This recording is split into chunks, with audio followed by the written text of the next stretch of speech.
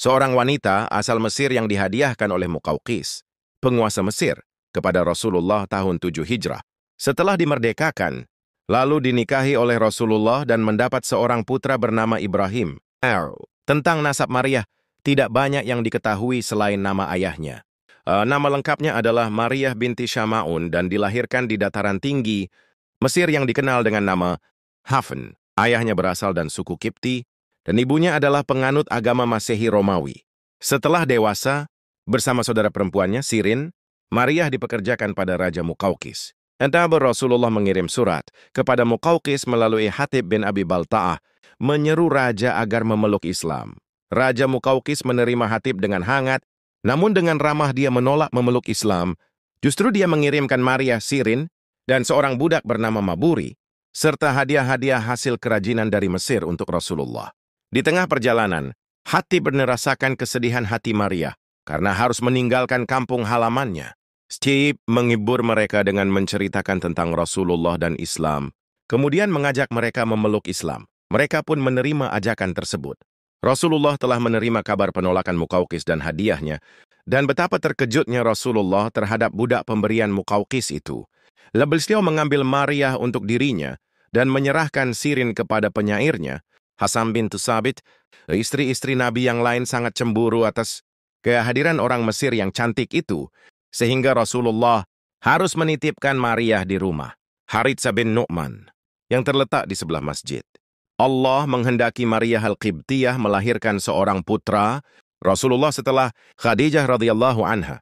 Betapa gembiranya Rasulullah mendengar berita kehamilan Maryah, terlebih setelah putra-putrinya, yaitu Abdullah, Qasim, dan Ruqayyah meninggal dunia. Maryah mengandung setelah setahun tiba di Madinah. Kehamilannya membuat istri-istri Rasul cemburu karena telah beberapa tahun mereka menikah, namun tidak kunjung dikaruniai seorang anak pun. Rasulullah menjaganya dan kandungannya dengan sangat hati-hati. Pada bulan Zulhijjah, tahun ke-8 Hijrah, Maryah melahirkan bayinya, yang kemudian Rasulullah memberinya nama Ibrahim. Demi mengharap berkah dari nama bapak para nabi, Ibrahim alaihi salam, kaum muslimin menyambut kelahiran putra Rasulullah dengan gembira. Akan tetapi di kalangan istri Rasul lainnya api cemburu tengah membakar, suatu perasaan yang Allah ciptakan dominan pada kaum wanita. Rasa cemburu semakin tampak bersamaan dengan terbongkarnya rahasia pertemuan Rasulullah dengan Maryah di rumah Hafsyah, sedangkan Hafsyah tidak berada di rumahnya. Hal ini menyebabkan Hafsyah marah. Atas kemarahan Hafsyah itu, Rasulullah mengharamkan Maryah atas diri beliau. Kaitannya dengan hal itu, Allah telah menegur lewat firman-Nya yang artinya, "Hai Muhammad, mengapa kamu mengharamkan apa yang Allah menghalalkannya bagimu? Kamu mencari kesenangan hati istri-istrimu, dan Allah Maha Pengampun lagi Maha Penyayang." Quran Surah At-Tahrim ayat 1. Aisyah mengungkapkan rasa cemburunya kepada Maryah. "Aku tidak pernah cemburu kepada wanita kecuali kepada Maryah, karena dia berparas cantik dan Rasulullah sangat tertarik kepadanya." Ketika pertama kali datang, Rasulullah menitipkannya di rumah Haritsah bin Nu'man al-Ansyari. Lalu dia menjadi tetangga kami. Tapi beliau sering kali di sana siang dan malam. Aku merasa sedih. Oleh karena itu, Rasulullah memindahkannya ke kamar atas, tetapi beliau tetap mendatangi tempat itu. Sungguh, itu lebih menyakitkan kami. Di dalam riwayat lain dikatakan bahwa Aisyah berkata, Allah memberinya anak, sementara kami tidak dikaruni anak seorang pun. Beberapa orang dari kalangan golongan munafik menuduh, Maryah telah melahirkan anak hasil perbuatan serong dengan Maburi, budak yang menemaninya dari Mesir dan kemudian menjadi pelayan bagi Maryah.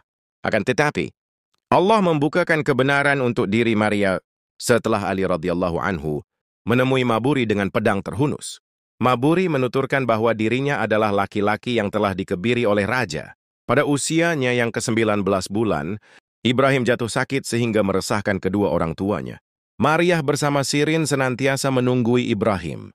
Suatu malam ketika sakit Ibrahim bertambah parah, dengan perasaan sedih Nabi bersama Abdurrahman bin Auf pergi ke rumah Maryah. Ketika Ibrahim dalam keadaan sekarat, Rasulullah bersabda, "Kami tidak dapat menolongmu dari kehendak Allah, wahai Ibrahim." Tanpa beliau sadari, air mata telah bercucuran. Ketika Ibrahim meninggal dunia, beliau kembali bersabda, "Wahai Ibrahim, seandainya ini bukan perintah yang hak, janji yang benar, dan masa akhir kita yang menyusuli masa awal kita, niscaya kami akan merasa sedih atas kematianmu lebih dari ini. Kami semua merasa sedih, wahai Ibrahim. Mata kami menangis, hati kami bersedih, namun kami tidak akan mengucapkan sesuatu yang menyebabkan murka Allah. Demikianlah keadaan Nabi ketika menghadapi kematian putranya. Walaupun tengah berada dalam kesedihan, beliau tetap berada dalam jalur yang wajar, sehingga tetap menjadi contoh bagi seluruh manusia ketika menghadapi cobaan besar.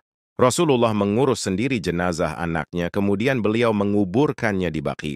Setelah Rasulullah wafat, Maria hidup menyendiri dan menunjukkan hidupnya hanya untuk beribadah kepada Allah. Beliau wafat 5 tahun setelah wafatnya Rasulullah, yaitu pada tahun ke-46 Hijrah pada masa pemerintahan Khalifah Umar bin Khattab.